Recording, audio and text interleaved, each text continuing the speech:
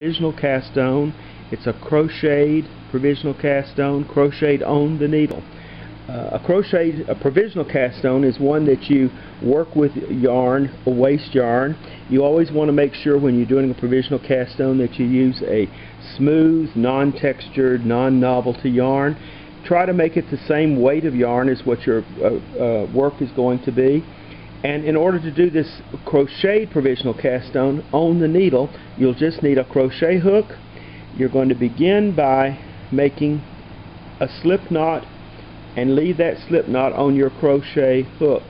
Now this, unlike some crocheted provisional cast-ons that just simply have you make a chain and then you knit into that chain, I'm going to actually put stitches on the needle, and that way it makes it easier to pull it out.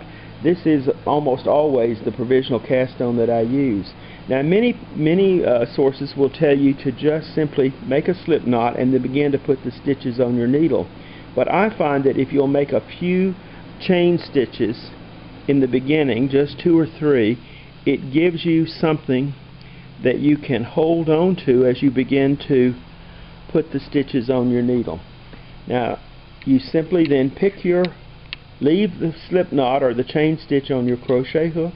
You pick up your knitting needle, you pull your working yarn, I'm thumbs today, you pull your working yarn to the back of your needle, and you take your crochet hook, and the crochet hook goes on top of your needle. So the yarn is on the back of the needle, the crochet hook is on top. You simply then come in and pick up a stitch and pull it through, and then throw your yarn to the back. Now you see you have one stitch on the needle. You pick up another stitch, throw your yarn to the back. You now have 2 stitches. You continue to put stitches on your needle, always keeping the yarn to the back and the hook on top. Yarn to the back, pick up a stitch, throw it to the back. Pick up a stitch, throw it to the back. Pick up a stitch and throw it to the back.